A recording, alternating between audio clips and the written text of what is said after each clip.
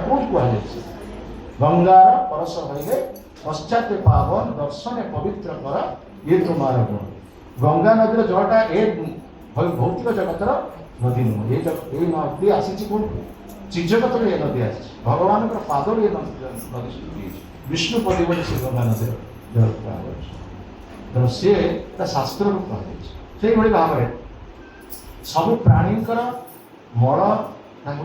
दूषित सबु प्राणी मल हूँ पवित्र किंतु गोटे प्राणीर मल हूँ पवित्र विशुद्ध कौ प्राणीर मल गोमाता गोबर गोबर गोरु मान बर अर्थात आम कृपा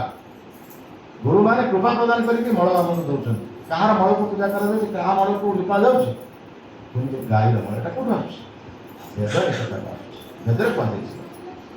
सब प्राणी अस्थि हूँ पवित्र किंतु गोटे प्राणीर अस्थि हूँ पवित्र मांगलिक कार्यक्रम से अस्थिर शब्द ही